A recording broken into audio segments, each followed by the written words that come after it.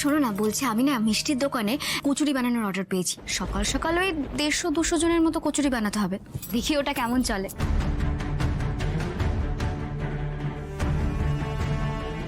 মানেটা কি শ্রী?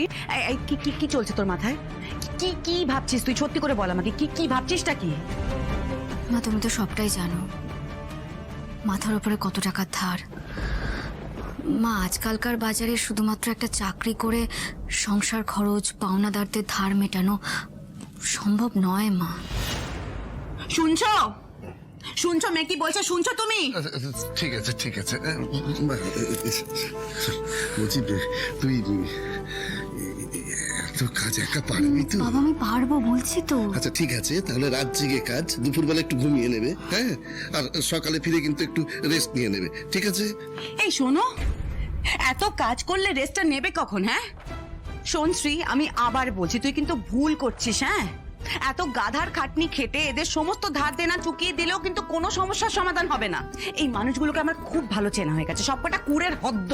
আর এই যে তুই এত কাজ করবি, রাজ কি করবে? হ্যাঁ, ও কি গায়ে হাওয়া লাগিয়ে ঘুরে বেড়াবে? মানে তুই কাজ করবি, ও পায়ের উপর পা তুলে।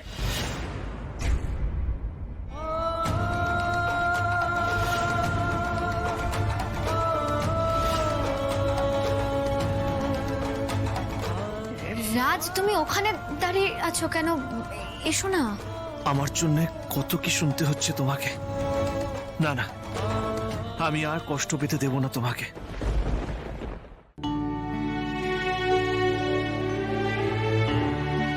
থাক থাক থাক থাক থাক। থাক থাক। আমি একটা গ্যারেজে কাজ পেয়েছি, কাল থেকে কাজ শুরু।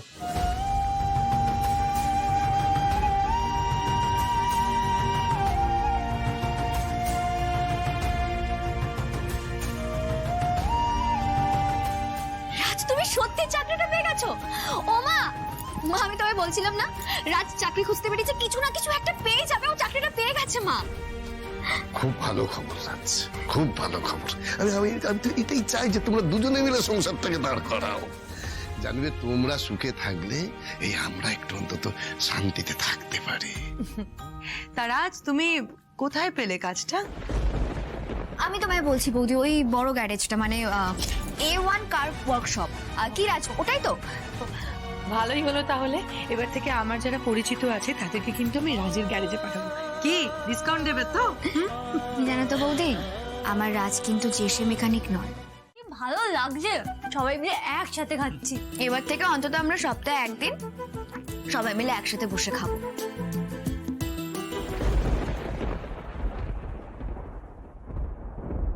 কি রাজ? কোনো দরকার নেই, এবারে নিয়ম আমার মত অনুযায়ী চলবে, সেটাকে পাল্টানোর চেষ্টা করো না।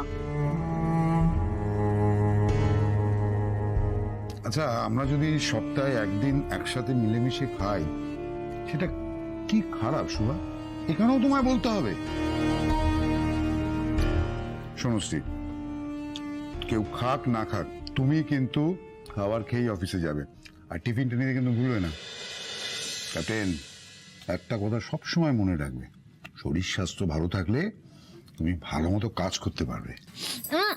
বলছে দাঁড়ান, আপনাদের জন্য না প্রত্যেকের জন্য একটা করে মিষ্টি আছে। আবার মিষ্টি, আবার বাজে খরচা।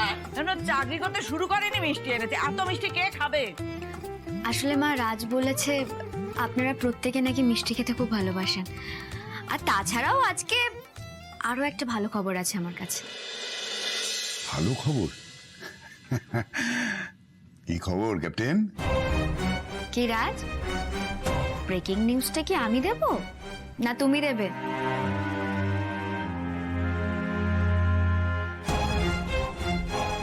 না মানে আচ্ছা ঠিক আছে, আমি সবাইকে বলে দিচ্ছি। মা বাবা, রাজ আসলে একটা চাকরি পেয়েছে, কাল থেকে কাজ শুরু।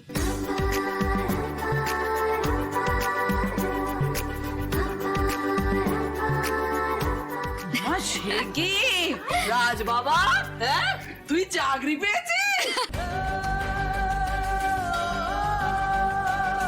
কি হলো রাজ, চুপ করে গেলে কেন?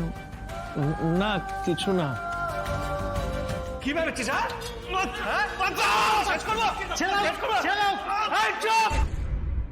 তুই কোথায় কাজ পেয়েছিস?